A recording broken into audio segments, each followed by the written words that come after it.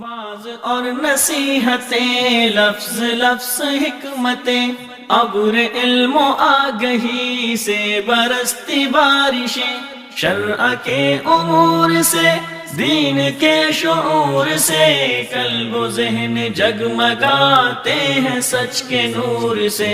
خطبہ جمعۃ المبارک،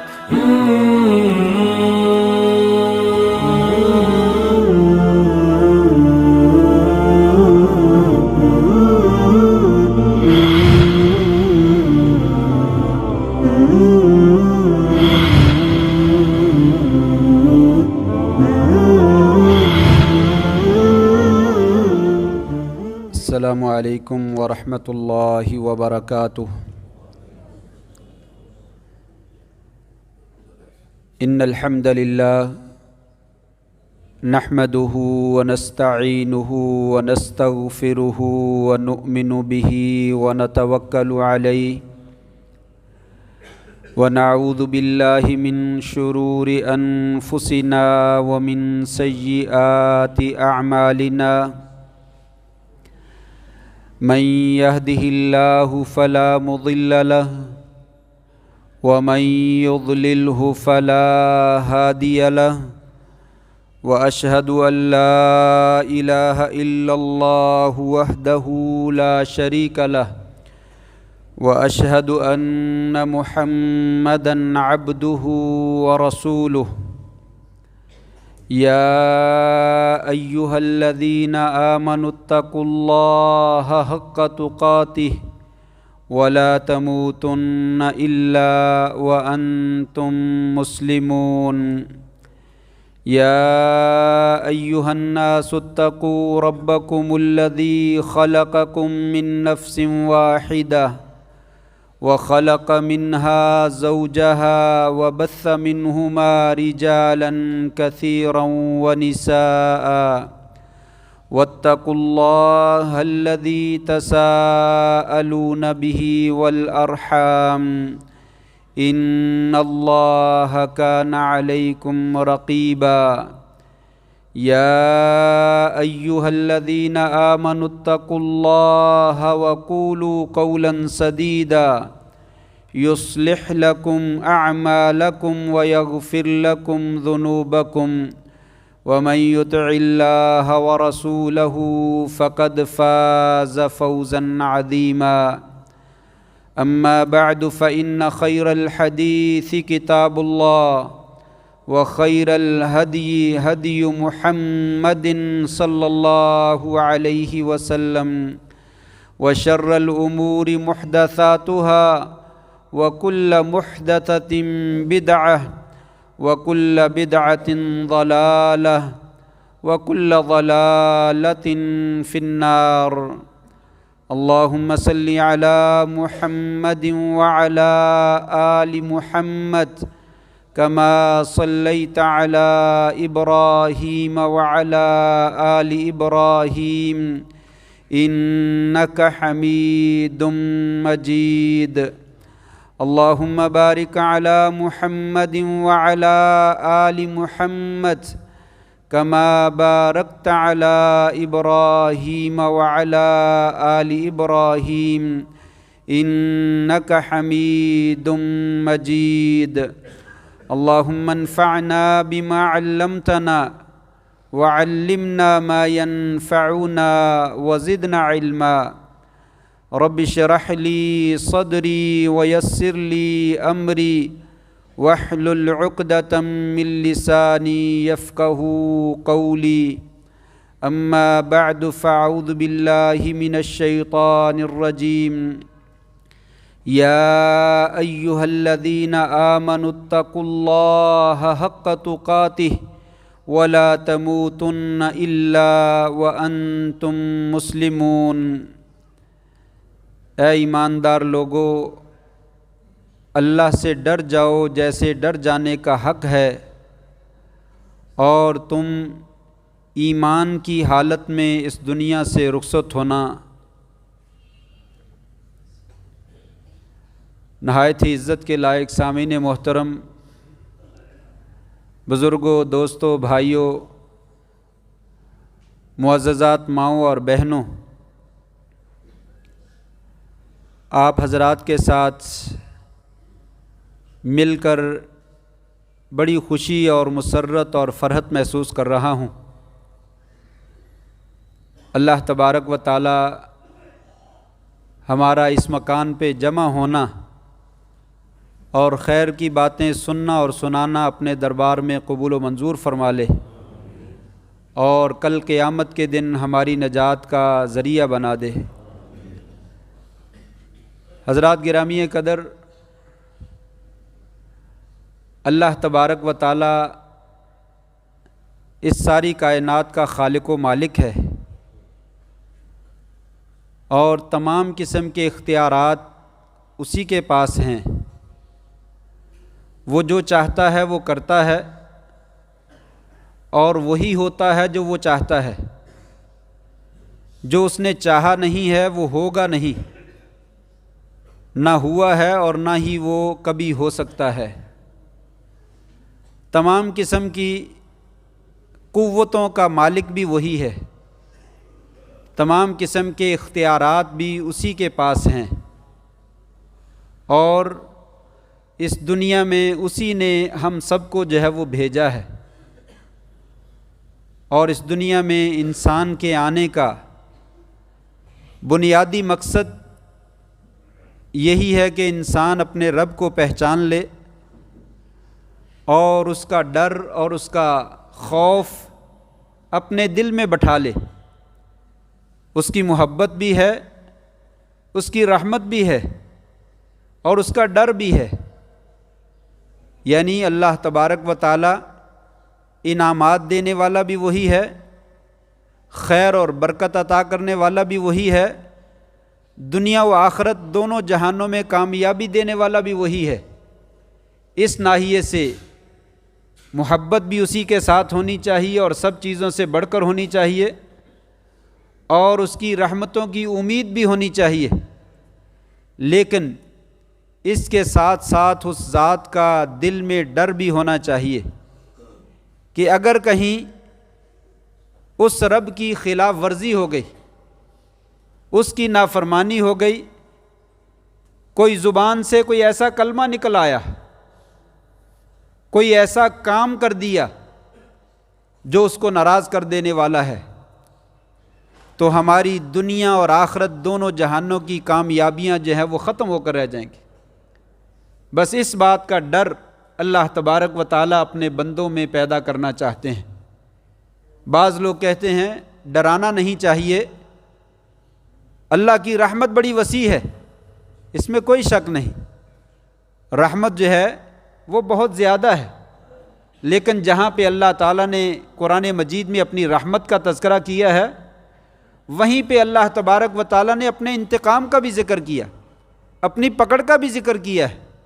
ان بطش ربک لشدید، لوگوں تیرے رب کی پکڑ بڑی سخت ہے، اس کا انتقام بڑا زبردست ہے، اور اس کا عذاب کوئی اس کا مقابلہ کرنے کی دنیا میں کوئی ہستی جو ہے وہ طاقت نہیں رکھتی ہے۔ اس لیے اس کی پکڑ سے اور اس کے عذاب سے انسان کو ڈرنا چاہیے، اور اس کے انعامات کی انسان کو جو ہے وہ امید رکھنی چاہیے۔ ایمان جو ہے انہی دو چیزوں کے درمیان ہے۔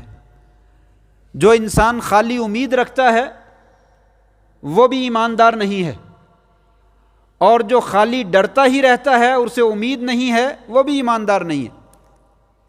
ایمان جو ہے وہ خوف اور رجا، امید اور خوف کے درمیان ہے۔ جو آدمی درمیان میں رہتا ہے وہ صحیح معنوں میں اللہ تبارک و تعالیٰ کا ایماندار بندہ جو ہے وہ بن جاتا ہے۔ ڈرنے کے لیے اللہ تبارک و تعالیٰ نے قرآن مجید میں تقویٰ کا لفظ جو ہے وہ استعمال کیا۔ لوگوں متقی بن جاؤ، پرہیزگار بن جاؤ، اللہ سے ڈر جاؤ۔ اور اس تقویٰ کی کس قدر اہمیت ہے آپ اندازہ لگا سکتے ہیں کہ قرآن مجید میں تقویٰ اختیار کرنے کا حکم، متقین کا تذکرہ، اس طرح کے جتنے بھی الفاظ ہیں جو تقویٰ سے منسلک ہیں، تقریباً کوئی 282 کے قریب جو ہے وہ قرآن مجید میں یہ الفاظ موجود ہیں، جس میں صرف اور صرف تقویٰ کا لفظ جو ہے وہ استعمال کیا گیا۔ ڈر جاؤ، لوگوں بچ جاؤ، لوگوں جو لوگ بچ جاتے ہیں ان کے لیے یہ کچھ ہوتا ہے، لوگوں تم متقین میں سے شمار ہو جاؤ، لوگوں ایسے کام کرو گے تو تم متقین بن جاؤ گے۔ یہ اس طرح کے لفظ جو ہیں وہ تقریباً 282 کے قریب قرآن مجید میں الفاظ موجود ہیں۔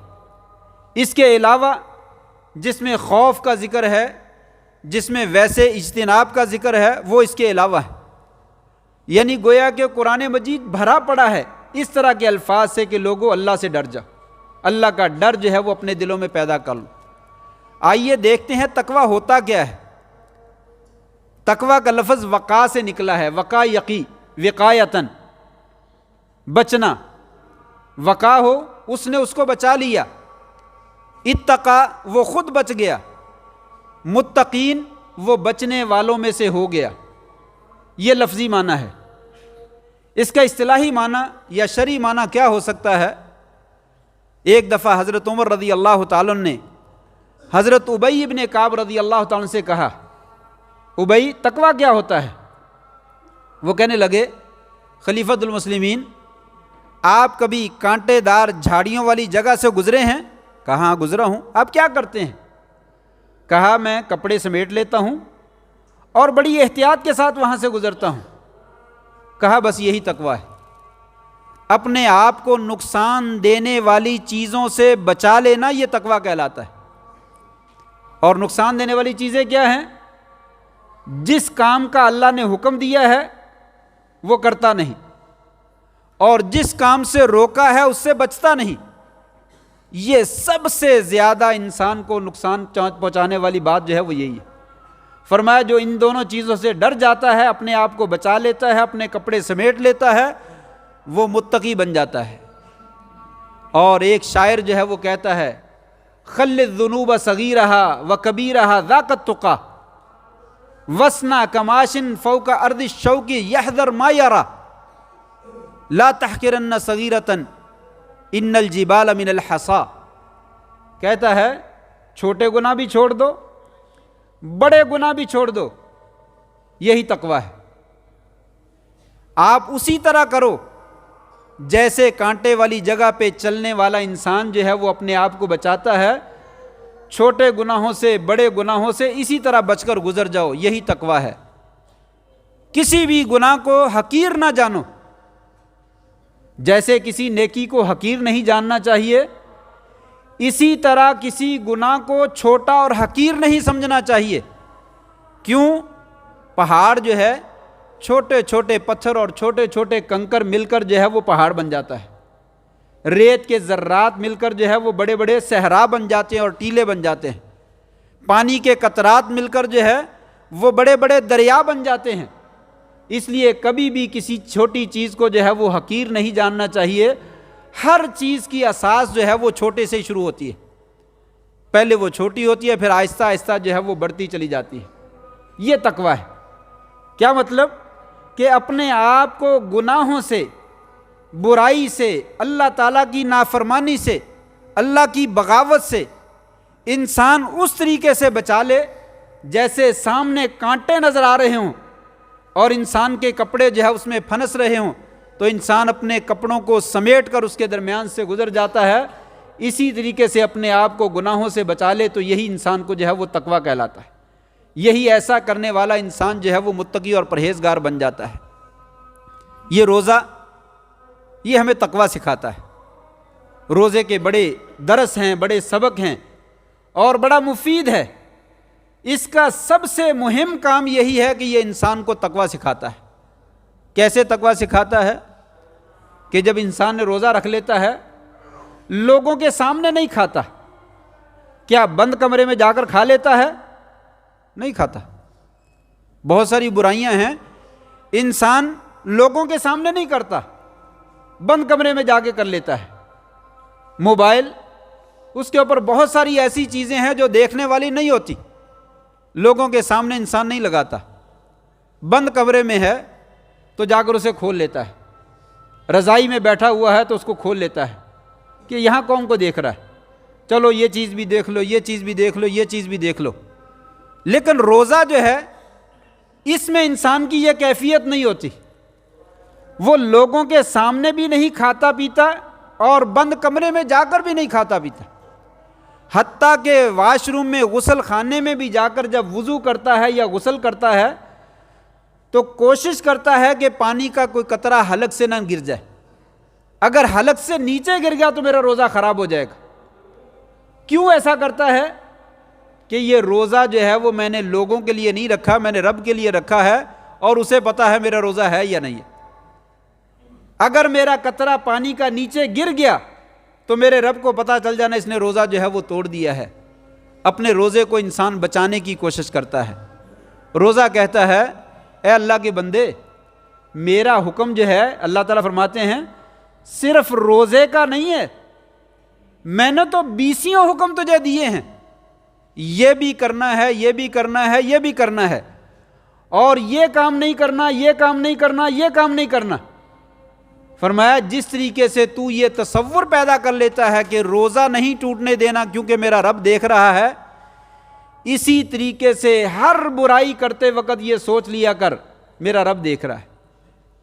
کسی کی جائیداد پہ ناجائز قبضہ کر رہا ہے، سوچ لیا کر بھائی کے اندر طاقت تو نہیں ہے، یہ مجھ سے بدلہ نہیں لے سکتا، یہ میرے سے پیسے نہیں چھین سکتا، یہ مکان نہیں چھین سکتا، لیکن یہ سوچ لیا کر میرا رب دیکھ رہا ہے، اس نے یہاں سے پکڑ لیا تو کوئی چھڑا نہیں سکے گا، وہ تیری سانسوں سے بھی زیادہ نزدیک ہے، اور اس کی قوت اور اس کی پاور بڑی شدید ہے، وہ حرکت کرنے والے ہاتھ کو یکدم فالج زدہ کر دیتا ہے، اور ہاتھ حرکت نہیں کرتا، وہ دماغ کو یکدم معاف کر دیتا ہے اور فالج ہو جاتا ہے اور انسان کا دماغ کام نہیں کرتا، وہ چلتے پھرتے اور بولتے انسان کی زبان کو گم کر دیتا ہے اور پتہ نہیں چلتا۔ جس طریقے سے تجھے پتا ہے نا میرا رب روزے کی حالت میں تجھے دیکھ رہا ہے، یہاں بھی یہی تصور کر لیا کر تیرا رب تجھے دیکھ رہا ہے اور وہ تجھے پکڑنے والا ہے اگر تو نے غلط کام کیا۔ اگر یہ تصور پیدا ہو جائے تو روزہ ہمارا رکھنا جو ہے وہ کامیاب ہو گیا، ہم روزے کے اندر جو اصل مقصد تھا وہ حاصل کرنے میں کامیاب ہو گئے۔ اگر 30 روزے رکھ لیے اور روزے رکھنے کے باوجود یہ اللہ تعالیٰ کا خوف صرف پانی کے بارے میں اور کھانے کے بارے میں رہا اور دنیا جہان کی تمام چیزوں کے بارے میں نہ ہوا تو پھر روزے کا کوئی فائدہ نہیں، پھر روزے کا کوئی فائدہ نہیں۔ یہ روزے کا سب سے بڑا مقصد ہے کہ لوگوں کے اندر جو ہے وہ تقویٰ پیدا کر دیا جائے۔ لوگوں جیسے تم ڈرتے ہو کھانا نہیں پینا نہیں ہے روزہ ٹوٹ جائے گا، اسی طریقے سے اللہ تعالیٰ کی نافرمانیوں سے ڈر جاؤ کہ یہ نافرمانی نہیں کرنی، اگر کر لی اللہ کی پکڑ آ جائے گی اور پھر میں بچ نہیں سکوں گا۔ تو یہ تقویٰ کہلاتا ہے۔ آسان لفظوں میں نے تقویٰ کی جو ہے وہ وضاحت کی ہے۔ آئیے دیکھیے تقویٰ کی شریعت میں اہمیت کیا ہے۔ اللہ تبارک و تعالیٰ نے تمام لوگوں کو تقویٰ اختیار کرنے کا حکم دیا۔ میں ایک تقریر سن رہا تھا، وہ مولوی بڑے جوش و خروش سے کر رہا تھا، یہ غلط کہتے ہیں لوگ اللہ سے ڈر رہو، کیوں ڈراتے ہو لوگوں کو اللہ تعالیٰ سے؟ اللہ کو ڈرنے والی چیز ہے، اللہ بڑا رحیم ہے، بالکل نہیں ڈرو، بالکل غلط بات ہے۔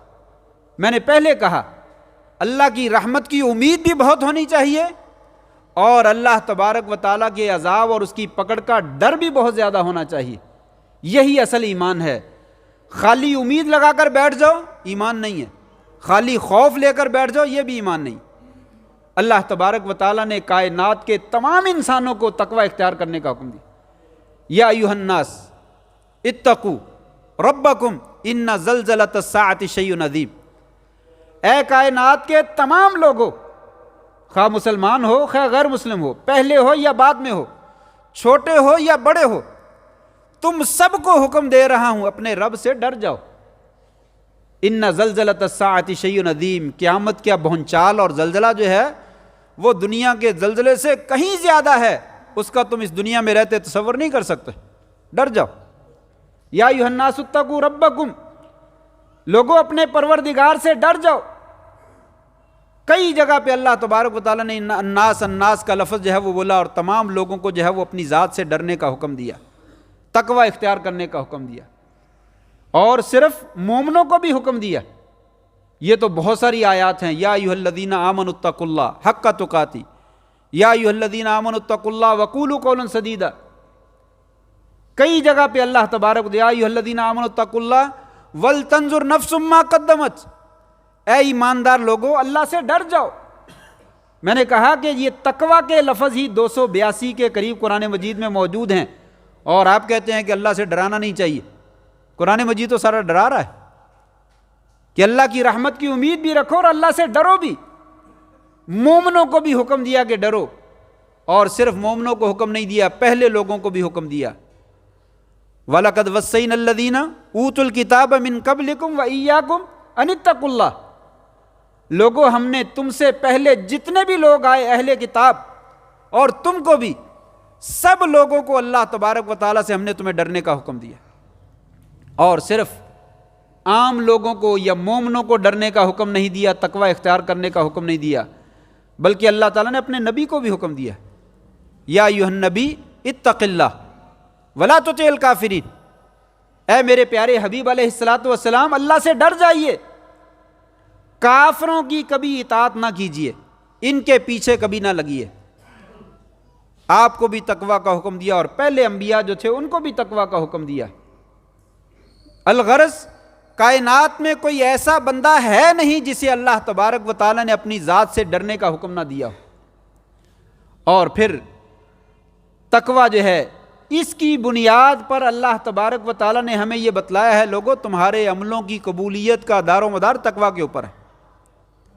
انما یتقبل اللہ من المتقین. لوگوں نیک عمل اللہ تبارک و تعالیٰ پرہیزگاروں کے، متقین کے جو ہے وہ قبول کرتا ہے. عام لوگوں کے نیک اعمال قبول نہیں کیے جاتے. وہ حابیل اور قابیل دونوں نے قربانیاں کی، ایک کی قبول ہو گئی اور دوسرے کی قبول نہ ہوئی. جس کی قبول نہ ہوئی وہ لڑنے لگا، اور دوسرے نے کیا کہا؟ انما یتقبل اللہ من المتقین. لڑنے کی کیا ضرورت ہے؟ اللہ تبارک و تعالیٰ متقین کی قربانیاں قبول کرتے ہیں، غیر متقین کی قربانیاں قبول نہیں کرتے. اپنے اندر تقوی پیدا کرو، اللہ کا ڈر پیدا کرو، اللہ قبول کر لے گا. نہیں کرو گے بڑی سی بڑی نیکی جو ہے وہ ضائع ہو جائے گی، بیکار اور رائے گاں چلی جائے گی، قبول نہیں ہوگی. یہ تقوی کی بنیاد کے اوپر اور اس کی اساس کے اوپر اللہ تبارک و تعالیٰ جو ہے وہ نیک اعمال قبول کرتا ہے. بلکہ یہ رمضان کے بارے میں جو آیت نازل فرمائی اس سے اور دوسری آیات سے معلوم ہوتا ہے، لوگوں تمام عبادات کا مقصد یہی ہے کہ تمہارے اندر تقوی پیدا ہو جائے. ہر عبادت کا مقصد یہی ہے، تقوی پیدا ہو جائے. روزے کے بارے میں تو آپ جانتے ہیں، یا ایھا الذین آمنوا کتب علیکم الصیام کما کتب علی الذین من قبلکم لعلکم تتقون. روزے اس لیے فرض کیے گئے ہیں کہ تم متقی بن جاؤ. ابھی میں نے ذکر کیا کہ پانی نہیں پیتا ہے، یہاں سے سبق ملتا ہے انسان جیسے تو پانی نہیں پیتا، اسی طرح ڈنڈی نہ مارا کر، ماپ تول میں کمی نہ کیا کر، کھانے پینے کی چیزوں میں ملاوٹ نہ کیا کر، لوگوں کو دھوکہ نہ دیا کر. کیوں؟ روزہ جو ہے وہ تقوی پیدا کرتا ہے. اگر تیرے اندر تقوی پیدا نہ ہوا تو تیرے روزے کا کوئی فائدہ نہیں ہے. نماز فویل للمصلین، نمازیوں کے لیے تباہی ہے. جو نہیں پڑھتے ان کے لیے تو ہے ہی ہے، جو پڑھتے ہیں ان کے لیے بھی بربادی ہے، ان کے لیے بھی ویل ہے. کیوں؟ وہ اللہ سے ڈرتے ہی نہیں. انہیں پتہ ہی نہیں میں نماز پڑھ رہا ہوں کیا کر رہا ہوں. نہ رکوع کا پتہ ہے، نہ سجدے کا پتہ ہے، نہ قیام کا پتہ، نہ انہیں پتہ ہے کہ میں نے کیا دعا مانگی ہے، میں نے کیا کہا ہے. اسے ساری نماز کی خبر ہی نہیں ہے. ایسے نمازیوں کو بتلا دو مجھے تمہاری نماز کی کوئی ضرورت نہیں. تمہارے دل میں اللہ کی خشیت ہو، تمہارے اعضاء میں خشیت ہو، وہ ساکن ہو، خارش ہی کیا جا رہا ہے، حرکتیں کیا جا رہا ہے، ادھر دیکھے جا رہا ہے، ادھر دیکھے جا رہا ہے، نماز کیا پڑھ رہا ہے.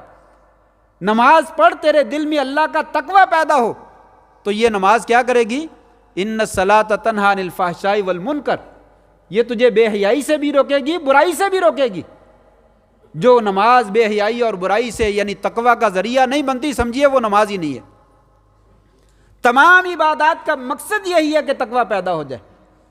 یہ چند ایک پوائنٹ کی شکل میں نے آپ کو ذکر کیا کہ یہ تقوی کی اہمیت ہے کہ کس قدر شریعت نے اللہ سے ڈرنے کا اور اللہ کا ڈر اور خوف اور خشیت اپنے دل میں پیدا کرنے کا جو ہے وہ لوگوں کو حکم دیا۔ آئیے دیکھتے ہیں تقوی اختیار کرنے کا فائدہ کیا ہے، اس کی برکت کیا ہے، انسان کو ملتا کیا ہے۔ اللہ تبارک و تعالیٰ نے سب سے پہلے فرمایا، لوگو تمہارے ہاں یا تم میں سے اللہ کے ہاں سب سے زیادہ اونچے مقام والا، اعلیٰ مقام والا کون انسان ہے؟ جو تجارت میں سب سے آگے ہے، بزنس میں سب سے آگے ہے، دنیا داری اور سیاست میں سب سے آگے ہے، انجینئرنگ اور ڈاکٹریٹ میں سب سے آگے ہے، معاشیات میں سب سے آگے ہے، بلڈنگیں بنانے میں سب سے آگے ہے؟ کہا نہیں۔ یا ایھا الناس انا خلقناکم من ذکر و انثی وجعلناکم شعوبا وقبائل لتعارفوا۔ کوئی ارائیں ہے، کوئی جٹ ہے، کوئی راجپوت ہے، کوئی کسی برادری سے ہے، کوئی کسی برادری سے ہے۔ لوگوں یہ تو تمہارے پہچان کے طریقے ہیں، ان ذاتوں کی بنا پر کسی کو حقیر نہ جانو۔ کوئی چھوٹا ہے یا بڑا ہے، سب کو میں نے دو آنکھیں دی ہیں، سب کو دو کان دیے ہیں، سب کو بولنے والی زبان دی ہے، پورا جسم دونوں کا ایک جیسا ہے۔ ذاتوں کی بنا پر ایک دوسرے کے اوپر کبھی فخر نہ کرنا۔ ان اکرمکم عند اللہ اتقاکم۔ لوگوں تم میں سے اللہ کے ہاں اگر کسی کا مقام ہے وہ متقی اور پرہیزگار کا ہے۔ اگر وہ متقی اور پرہیزگار نہیں ہے، اللہ تبارک و تعالیٰ کے ہاں اس کا کوئی مقام نہیں۔ یہ اعزاز، جس کے دل میں اللہ کا ڈر پیدا ہو جاتا ہے وہ اللہ تبارک و تعالیٰ کے ہاں سب سے نزدیک بن جاتا ہے، متقی بن جاتا ہے، پرہیزگار بن جاتا ہے، ولی بن جاتا ہے۔ اللہ اس کا دوست اور وہ اللہ کا دوست بن جاتا ہے۔ اور انہی لوگوں کے بارے میں اللہ تعالیٰ فرماتے ہیں، من عاد لی ولیا فقد آذنتہ بالحرب۔ میرے دوستوں کو کبھی تکلیف نہ پہنچانا، ان کو رسوا نہ کرنا، ان کو ذلیل نہ کرنا، وگرنہ میں اللہ تبارک و تعالیٰ ان کی جانب سے تمہارے ساتھ اعلان جنگ کر دوں گا۔ میرے دوستوں کو تکلیف نہ پہنچانا۔ یہ اولیائی المتقون، ان اولیاءہ الا المتقون۔ لوگوں اللہ کے دوست صرف اور صرف جو ہے وہ متقین اور پرہیزگار ہیں، دوسرے لوگ جو ہیں وہ اللہ کے دوست نہیں ہیں۔ اللہ کے محبوب اور اللہ کے دوست یہ متقین اور پرہیزگار ہیں۔ نمبر دو، دوسرے نمبر پہ کیا ملتا ہے تقوی اختیار کرنے والے کو؟ اس میں دنیا کا مال بھی موجود ہے، آخرت کا مال بھی موجود ہے۔ فرمایا اپنے گناہوں کی بخشش چاہیے، مغفرت چاہیے، گناہوں کا کفارہ چاہیے، تقوی کو اختیار کر لو۔ تمہارے تقوی کو اختیار کرنے کی وجہ سے اللہ تبارک و تعالیٰ تمہارے گناہوں کو معاف کر دیں گے۔ وَمَن يَتَّقِ اللَّهَ يُكَفِّرْ عَنْهُ سَيِّئَاتِهِ۔ لوگوں جو اللہ سے ڈر جاتا ہے، متقی اور پرہیزگار بن جاتا ہے، اللہ تبارک و تعالیٰ اس کے تقوی کو اس کے گناہوں کا کفارہ بنا دیتے ہیں۔ تقوی کا مطلب یہ ہے کہ انسان گناہوں سے بچتا ہے، اپنی کوشش کرتا ہے۔ کبھی شیطان کے ورگلانے میں آ جائے تو فوراً شرمندہ ہو جاتا ہے، نادم ہو جاتا ہے، پریشان ہو جاتا ہے کہ یہ غلطی کیوں ہو گئی، میں نہیں کرنا چاہتا تھا۔ جب یہ کیفیت پیدا ہو جاتی ہے تو فرمایا یہی تیرا ڈرنا جو ہے وہ اللہ تعالیٰ تیرے گناہوں کو معافی کا ذریعہ بنا دیتا ہے۔ یہ تقوی پیدا کرو، آپ کے گناہ خود بخود ختم ہوتے چلے جائیں گے۔ انسان فرشتہ نہیں ہے، فرشتہ گناہوں سے بچتا ہے، انسان سے گناہ ہو جاتے ہیں، غلطیاں ہو جاتی ہیں، لیکن جو آدمی غلطی کرنے کے بعد ڈٹ جاتا ہے، مانتا ہی نہیں، یہ انسان نہیں ہے۔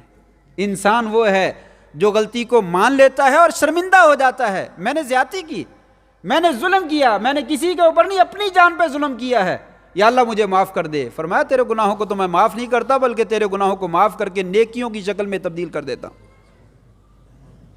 نمبر 3، گناہوں کا کفارہ بھی ہے اور اس کے بدلے میں اجر عظیم بھی ہے۔ بہت زیادہ اجر دیتا ہوں۔ جو متقین بن جاتے ہیں، عمل تھوڑے کرتے ہیں لیکن ان کے تقوی کی بنا پر ان کو میں بیش بہا جو ہے وہ اجر عطا فرماتا ہوں۔ اسی آیت میں فرمایا وَمَن يَتَّقِ اللَّهَ يُكَفِّرْ عَنْهُ سَيِّئَاتِهِ وَيُعْظِمْ لَهُ أَجْرًا۔ اللہ تبارک و تعالیٰ اس کے اجر کو بہت عظیم کر دیتے ہیں۔ 1 گنا 2 گنا نہیں، 7 گنا 10 گنا 70 گنا 700 گنا، واللہ یضاعف لمن یشاء۔ اور اللہ تبارک و تعالیٰ جس کے لیے جتنا چاہتا ہے پھر بڑھاتا ہی چلا جاتا ہے. لیکن یہاں پہ ذکر کیا کہ یعظم لہ اجرا، متقین کے لیے میں اجر کو جہاں اضافہ کرتا ہوں. وَإِن تُؤْمِنُوا وَتَتَّقُوا فَلَكُمْ أَجْرٌ عَظِيمٌ، اگر تم ایمان لے آؤ اور تقوی اختیار کر لو تو تمہارے لیے بہت بڑا اجر ہے. نمبر 4، اللہ تبارک و تعالیٰ دنیا میں مشکلات آتی ہیں، پریشانیاں آتی ہیں، مصائب آتے ہیں، بند گلیاں آ جاتی ہیں جہاں سے نکلنے کا رستہ انسان کو نظر نہیں آتا ہے. انسان کہتا پھنس گیا، اب نہیں میں نکل سکتا یہاں سے. فرمایا اگر اس کے دل میں تقوی موجود ہے اور اللہ کا ڈر موجود ہے، ہم اس کی بند گلیوں میں نکلنے کا رستہ جو ہے وہ پیدا فرما دیتے ہیں. وَمَن يَتَّقِ اللَّهَ يَجْعَل لَّهُ مَخْرَجًا، جیسا مرضی رستہ ہو تمہارے لیے ناممکن ہے. اللہ تعالیٰ فرماتے ہیں کائنات تو میں نے بنائی ہے، میرے لیے تو ناممکن نہیں، مشکل بھی نہیں ہے.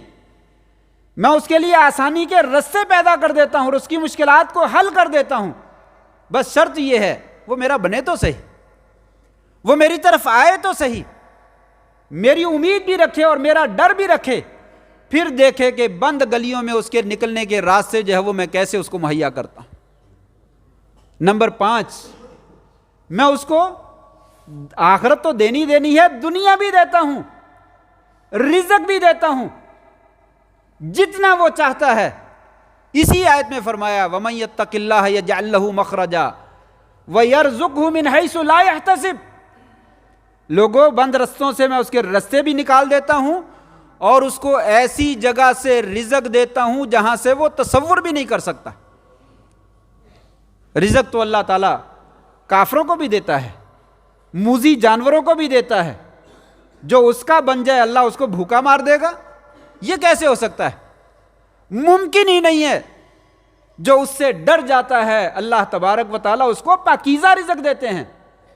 کافروں کا رزق، بے ایمانوں کا رزق ہے لیکن وہ پاکیزہ نہیں ہے، وہ فائدہ نہیں دیتا، وہ برکت کا باعث نہیں بنتا، وہ نقصان کا ذریعہ بنتا ہے، وہ دنیا میں عذاب کا ذریعہ بنتا ہے، آزمائش کا ذریعہ بنتا ہے.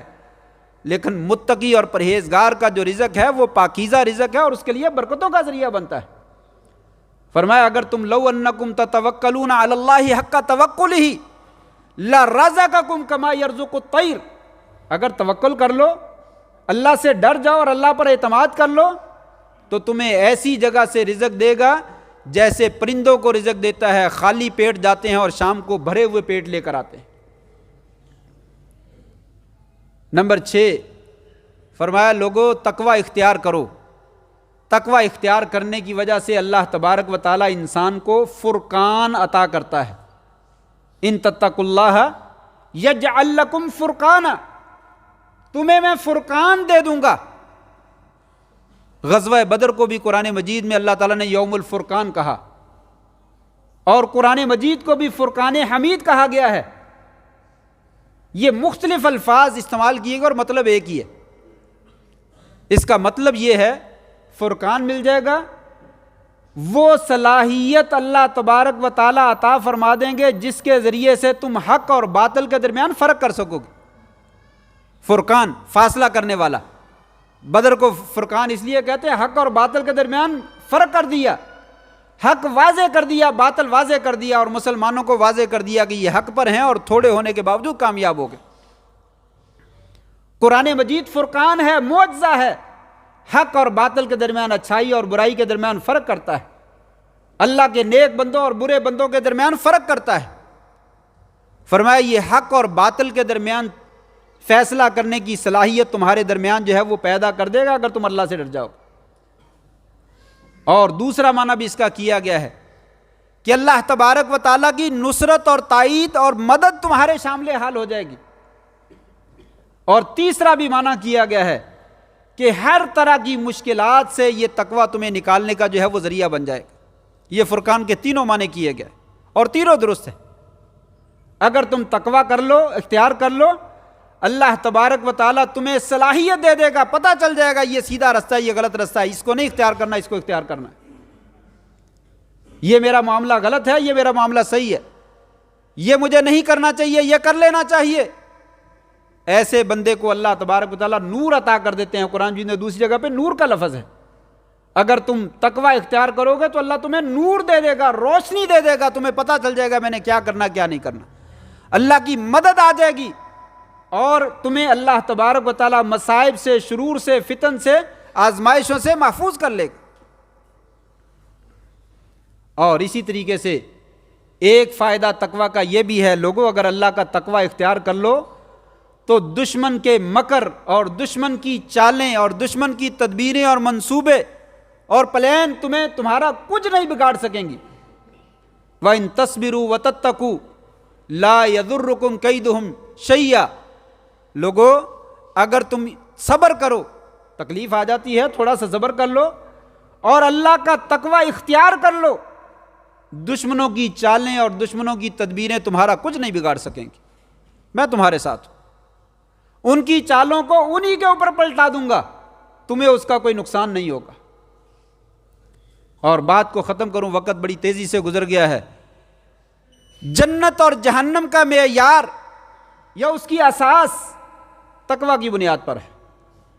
قرآن مجید کی آیات کا مطالعہ کیجئے، آپ کو جگہ جگہ پہ ملے گا ان المتقین فی جنات و نہر، ان المتقین فی ظلال و عیون، ان للمتقین مفازا، لوگوں کامیابیاں، کامرانیاں، جنتیں، جنتوں کے باغات، نہریں، بہشتیں، عظیم نعمتیں، لمبے سائے، گھنے درخت، دودھ اور شہد کی نہریں میں نے صرف اور صرف متقین کے لیے بنائی، پرہیزگار لوگوں کے لیے بنائی۔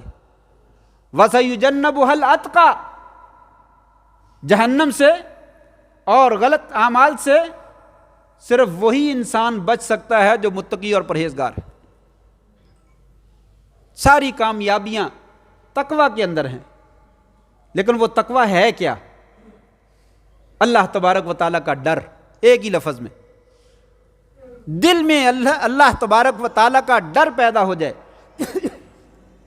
جس کے دل میں یہ خوف پیدا ہو گیا کہ میرا رب دیکھ رہا ہے اور میرے رب نے اس کام سے منع کیا ہے، یہ نہیں کرنا چاہیے، یہی تقوی ہے۔ بند کمرے میں نوجوان عورت، نوجوان لڑکا دروازے بند کر دیے اور وہ عورت جو ہے وہ بدکاری کی دعوت دیتی ہے، گھر کی مالکہ ہے، گھر میں کوئی نہیں ہے اور نوجوان لڑکا بھی اپنے دیش سے بہت دور ہے، یہاں پہ جاننے والا بھی کوئی نہیں، اگر وہ برائی کرتا ہے تو کوئی رسوائی کا زیادہ ڈر بھی نہیں، لیکن کیا کہتا ہے؟ معاذ اللہ انہ ربی احسن مثوائی، اللہ کی پناہ، میرے رب نے مجھے اتنی عزت دی، اتنا مقام دیا، اب میں اسی کی مخالفت کروں؟ یہاں اور کوئی نہیں دیکھ رہا لیکن میرا رب تو دیکھ رہا ہے۔ جس رب نے مجھے اتنا خوبصورت انسان بنایا اور میرے اوپر اتنے احسانات کیے، میں اس کی بغاوت کروں؟ تو نے جو کرنا ہے کر لے، یہ کام نہیں ہو سکتا ہے۔ دوڑے اور دروازے کے پاس پہنچتے ہوئے پیچھے سے قمیض پکڑ لیا اور دروازے کے اوپر گھر کا مالک بھی آ گیا۔ قصہ طویل ہے، آپ جانتے ہیں، بتلانا یہ چاہتا ہوں کہ تقوی کیا ہے؟ ڈر کا نام ہے۔ حالات جیسے مرضی ہو جائیں، انسان برائی کو دیکھ کر کہے میرا رب مجھے دیکھ رہا ہے اور میرے رب نے اس سے منع کیا ہے اور میرے رب نے میرے اوپر بڑے احسانات کر رکھے ہیں، میں کیا اپنی ساری نعمتیں ضائع کر دوں؟ اللہ کے عذاب کو دعوت دے دوں؟ یا اللہ پکڑ لے مجھے، بند کر دے میری سانسیں؟ کہا اس سے ڈر جائے، اسی کا نام جو ہے وہ تقوی ہے۔ وہ بیٹی اور وہ ماں، قصہ مشہور ہے، جس نے کہا تھا بیٹا دودھ میں پانی ملا دو، کہا اماں خلیفۃ المسلمین عمر ابن خطاب رضی اللہ تعالیٰ نے تو دودھ میں پانی ملانے سے منع کر رکھا ہے۔ کہا بیٹا اس وقت سحری کا ٹائم ہے، عمر اپنے محلوں میں سویا ہوگا، کون یہاں پہ دیکھ رہا ہے؟ کہا اماں اگر عمر نہیں دیکھ رہا فَإِنَّ رَبَّ عمر یرانا، عمر کا جو رب ہے وہ تو نہیں سویا ہوا، وہ تو دیکھ رہا ہے، وہ تو جاگ رہا ہے۔ لا تاخذہ سنۃ ولا نوم، اسے اونگ بھی نہیں آتی، نیند تو بہت دور کی بات ہے، وہ تو جاگ رہا ہے اور ہر وقت دیکھ رہا ہے۔ خلیفۃ المسلمین نے کہا جاؤ اس عورت سے کہو اپنی بیٹی کا رشتہ میرے بیٹے کو دے دے۔ یہ تقویٰ ہے، یہ پرہیزگاری ہے۔ حالات جیسے مرضی ہو جائیں، اللہ کا خوف کسی بھی وقت جو ہے انسان کے دل سے جو ہے وہ نہیں نکلنا چاہیے۔ ایک اور خلیفۃ المسلمین ہے، پوچھتا ہے بیگم یہ آج حلوہ کہاں سے بنا لیا تو نے؟ میرے پاس تو اتنے پیسے نہیں ہیں کہ اس کا سامان لایا جائے اور آٹا لایا جائے اور چیزیں لائی جائیں اور اس کا حلوہ بنایا جائے، یہ کہاں سے آ گیا؟ کہا روزانہ کا جو آٹا ہمیں ملتا ہے اس میں سے تھوڑا تھوڑا میں بچا لیتی ہوں، اور آج یہ تھوڑا سا جمع ہوا ہے، 5 10 15 دن کے بعد میں نے اس کا جو ہے وہ حلوہ بنا لیا۔ کہا اچھا، جو آٹا ہمیں بیت المال سے ملتا ہے وہ زیادہ ملتا ہے، اس میں سے بچت ہو جاتی ہے۔ جا کر بیت المال کے خزانچی کو حکم دیا ہماری خوراک میں سے اتنا آٹا جو ہے وہ کم کر دو، ہمیں اتنا ہی کافی ہے۔ وقت کا حکمران ہے اور گھر چلانے کے لیے تھوڑا سا راشن ملتا ہے، اس میں سے چمچ 2 چمچ کر کے آٹا بچا کے تھوڑا سا حلوہ بنایا۔ کہا یہ 2 چمچ بھی جو زائد آتا ہے یہ میرے پاس زیادتی ہے، یہ کسی دوسرے کا حق ہے، میرے گھر میں نہیں آنا چاہیے، یہ مسلمانوں کا حق ہے۔ کل قیامت کے دن اللہ نے پوچھ لیا تو میں کیا جواب دوں گا؟ میں جواب نہیں دے سکتا۔ کہا اتنا آٹا کم کر دو۔ غلام نے کہاوت کی شیرینی جو ہے وہ کھلا دی۔ کھانے کے بعد احساس ہوا میں نے تو پوچھا ہی نہیں یہ کہاں سے لے کر آئے ہو۔ کہا غلام یہ مٹھائی کہاں سے لے کر آئے ہو؟ کہا یہ زمانہ جاہلیت میں نجومیت کا کام کیا تھا، اس بندے نے آج مجھے مٹھائی دی ہے۔ کہا نکمے مجھے حرام کھلا دیا۔ اپنی آپ آتا ہے تو آنے دیجئے، ہم بھی بولتے ہیں نا چھوڑو جی چھوڑو، جو خود بخود آ جائے اس کا کیا کریں، یہ آ گیا ہے اب آنے دیجئے۔ ابو بکر صدیق بھی کہہ سکتے تھے آنے دیجئے جی، اللہ چلا گیا اب میں کیا کر سکتا ہوں، نہیں، بیٹھ گئے زمین پہ، بیٹھ کر اپنی انگلی حلق میں مارنے لگے، زور زور سے مارنے لگے، کہ آ گئی، پھر مارے جا رہے ہیں۔ کسی نے کہا خلیفۃ المسلمین کیا کر رہے ہیں، اپنے آپ کو ہلاک کرنا ہے؟ کہا ابو بکر اس وقت تک چین سے نہیں بیٹھ سکتا جس وقت تک اس مٹھائی کا ایک ذرہ بھی میرے پیٹ کے اندر جو ہے وہ باقی۔ یہ حرام کی کمائی ہے۔ ایک اللہ کو ماننے والا اپنے پیٹ کے اندر جو ہے وہ حرام کی کمائی کو جو ہے وہ کیسے داخل کر سکتا ہے؟ یہ تقویٰ ہے۔ آخری بات ذکر کرتا ہوں، وقت بڑی تیزی سے ختم ہو گیا ہے، بلکہ آگے ہو گیا ہے۔ آخری بات یہ ہے، ایک نوجوان قصوں میں لکھا ہوا ہے، تاریخ کے اوراق میں محفوظ ہے، اسے بھوک لگی اور کھانے پینے کی کوئی چیز نہ تھی۔ ایک دن گزر گیا، دوسرا دن گزر گیا، تیسرا دن گزر گیا، کھانے پینے کی کوئی چیز نہ ملی۔ نڈھال ہو رہا ہے، کسی جگہ پہ کسی استاذ کے پاس پڑھتا تھا اور انتظار کرتا کہ کہیں سے کوئی چیز آ جائے اور کھانے پینے کی کوئی چیز مل جائے، لیکن نہ ملی۔ تیسرے دن جب دیکھا کہ برداشت نہیں ہو رہا، اب کیا کروں؟ سوچا نہیں ملتا ہے تو چلو کسی گھر میں چلتے ہیں اور خاموشی سے کھانے پینے کی تھوڑی سی چیز چرا کر جو ہے وہ کھا لیتے ہیں۔ کہتا دیوار پھلانگ کر ایک گھر میں داخل ہوا، وہاں پہ کھانا موجود تھا، جو ہی میں نکالنے لگا بس وہی روزے والی بات مجھے یاد آ گئی کہ میرا رب دیکھ رہا ہے، یہ کھانا میرا نہیں ہے، یہ تو گھر والوں کا ہے، یہ میرے لیے حلال نہیں ہے، یہ لقمہ حرام کا میں کیوں کھاؤں؟ جب اللہ نے نہیں دیا تو مجھے صبر کرنا چاہیے۔ کہتا وہاں گھر سے پھر الٹے پاؤں میں واپس آ گیا۔ کلاس میں بیٹھا ہوا تھا، استاذ کے پاس ایک عورت آئی اور بات کر کے چلی گئی۔ استاذ نے جب سبق پڑھایا، کلاس ختم ہوئی تو مجھے بلا لیا، کہنے لگے بیٹا تم شادی کرنا چاہتے ہو؟ کہا استاد جی غریب آدمی ہوں، 2-3 دن سے بھوکا ہوں، مجھے رشتہ کون دے گا؟ میرے پاس اپنے کھانے کے لیے کچھ نہیں ہے، میں بیوی بچوں کو کہاں سے کھلاؤں گا، مجھے کون رشتہ دے گا؟ کہا نہیں، ایک رشتہ ہے، یتیم بچی ہے، اس کا باپ فوت ہو چکا ہے، اس کے گھر والوں نے آفر کی ہے کہ یہاں کے اسٹوڈنٹوں سے کسی طالب علم کو بھیج دیں، ہم رشتہ دینے کے لیے تیار ہیں۔ کہا استاد جی اگر آپ کہتے ہیں تو میں تیار ہوں۔ شادی کر دی۔ شادی کر کے گھر میں گیا تو وہ وہی گھر تھا جس گھر سے وہ کھانا چرانے لگا تھا، اور اللہ کا ڈر لے کر واپس آ گیا۔ اللہ تبارک و تعالیٰ نے وہ کھانا بھی دے دیا، کھانا بنانے والے بھی دے دیے اور رزق بھی دے دیا. یجعل لکم فرقانا، اور تمہارے لیے یجعل لکم مخرجا، نکلنے کے راستے بھی بناتا ہے، رزق بھی دیتا ہے، اور تمہیں فرقان بھی عطا کر دیتا ہے، حق اور باطل کے درمیان تمیز کی صلاحیت بھی دیتا ہے، اور تمہیں مشکلات سے نجات بھی عطا کر دیتا ہے اگر تم اللہ کا ڈر پیدا کر. آج جتنی بے ایمانی ہے، جتنی کرپشن ہے، جتنی لوٹ مار ہے، جہاں جہاں زیادتی ہوتی ہے، اس کا صرف ایک ہی سبب، کوئی دوسرا سبب نہیں ہے. وہ سبب کیا ہے؟ دلوں میں اللہ کا خوف نہیں ہے، دلوں میں اللہ کا ڈر نہیں ہے. یہ جہاں بڑا میٹھا، اگلا کس نے ڈٹھا؟ کس نے دیکھا ہے اللہ کی پکڑ آئے گی؟ جب آئے گی تو دیکھا جائے گا. جب آ جاتی ہے پھر مہلت نہیں ملتی ہے. وہ مالک کبھی ڈھیل دے دیتا ہے، کر لے جو کرنا ہے، ایک دن میرا ہے. جس دن آ جاتا ہے اس دن پھر انسان بچ نہیں سکتا ہے. اس لیے وہ دن آنے سے پہلے پہلے یہ روزہ ہمیں سبق دیتا ہے، بھائیو اللہ کا ڈر پیدا کرو، اللہ کی رحمت کی امید بھی خوب رکھو، اللہ کی بخشش کی امید بھی خوب رکھو، لیکن برائیوں سے بچو. خل الذنوب صغیرہا و کبیرہا ذاک التقیٰ، چھوٹے بڑے سب گناہوں کو چھوڑ دو، یہی تقویٰ ہے. اور اگر کبھی ہو جائے اللہ سے فوراً معافی مانگ لو. کسی کا حق قبضے میں کر لیا، فوراً واپس کر لو. اللہ تبارک و تعالیٰ نہ صرف گناہ معاف کر دے گا بلکہ گناہوں کو نیکیوں کی شکل میں تبدیل فرما دے گا. اللہ سے دعا ہے اللہ تبارک و تعالیٰ ہمیں واقعی اپنے دلوں میں اپنی ذات کا ڈر پیدا کرنے کی توفیق نصیب فرما دے، اور ہمیں متقین میں سے، پرہیزگاروں میں سے جو ہے وہ بنا دے. وآخر دعوانا ان الحمد للہ رب العالمین.